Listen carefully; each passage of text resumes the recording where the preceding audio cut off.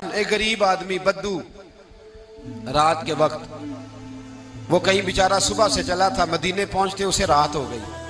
उसने डरते हुए ना खैमा बाहर लगा लिया। जहां रात हुई ना, आधी रात को 1-2 बजे समझ ले पहुंचा मदीने, तो उसने बाहर ने खैमा लगा लिया। बीवी उसकी उम्मीद से थी, बच्चे की विलादत का वक्त करीब आ गया, बीमार हो गई, उसने खैमा लगाया। बीवी अंदर है। हजरत उमर फारूक गश्त पे थे रात को, साथ एक गुलाम था। हजरत उमर फारूक रज़ी अल्लाह ताला अन्हु कहने लगे वो आग जल रही है थोड़ी सी, पता करो कौन है। तो आपका गुलाम पता करने गया तो बद्दू ने डांट दिया, कहने लगे जाओ, तुम्हें क्यों बताऊं।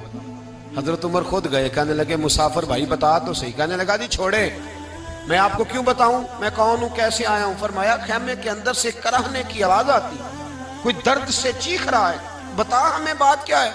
कहने लगा जी मैं फुलां बस्ती फुलां इलाके का एक गरीब हूँ, अमीरुल मोमिनीन उमर फारूक से मिलने आया हूँ और रात हो गई है तो यहाँ खैमा लगाया है, सुबह मैं उनसे मिल के चला जाऊंगा।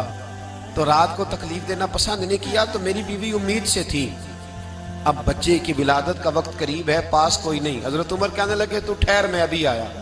चेहरे पे नकाब है, उसे बताया नहीं मैं ही अमीरुल मोमिनीन। उमर दौड़े गए, अपनी जौजा से कहने लगे अगर तुझे बहुत बड़ा अजर मिल रहा हो तो हासिल करेगी। क्या करूंगी। तो कहने लगे चल फिर मेरे साथ, बहुत बड़ा अजर है। एक दोस्त के यहाँ विलादत का वक्त है, जरूरत की चीजें साथ ले लो। उस औरत ने थोड़े दाने ले लिए, घी ले लिया। हजरत उमर से कहने लगी लकड़ियां इकट्ठी कर ले।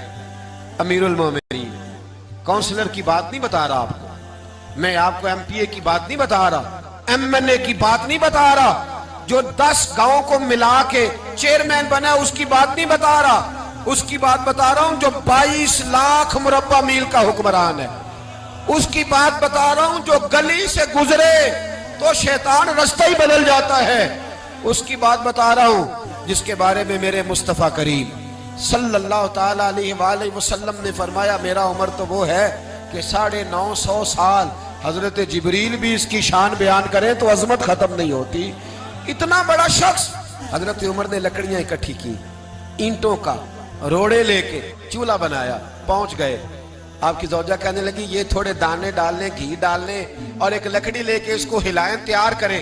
खुद जौजा अंदर चली गई, हजरत उमर बाहर पकाने लगे।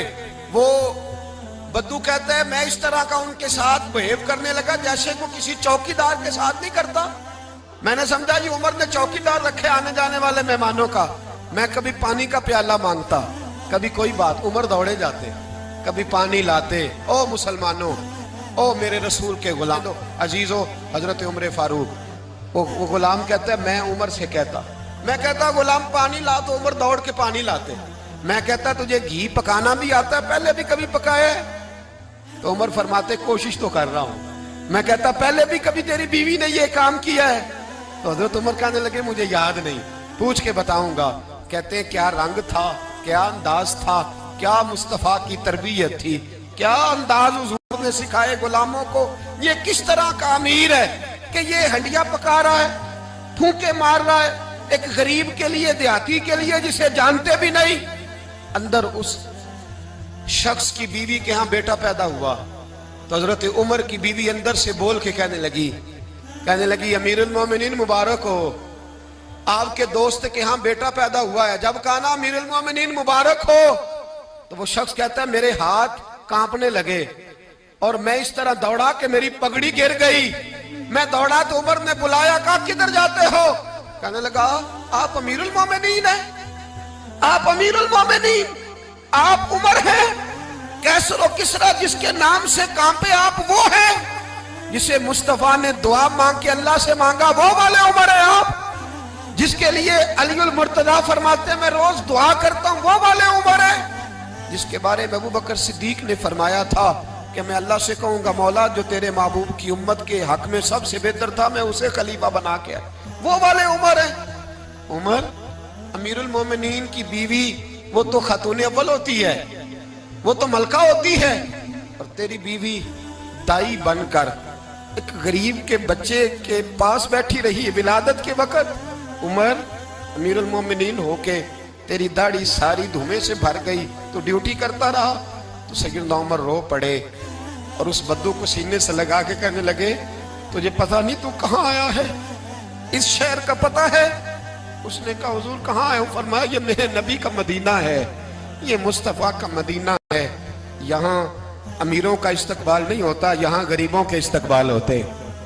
यहाँ हुजूर ने इस स्टेट पे मेरे रसूल पाक ने वो वाला रंग दिया है कि अब गरीब सर उठा के जीने लगे हैं, अब मजदूरों को इज्जतें मिलने लगी हैं, अब यतीमों ने सर उठा लिया है,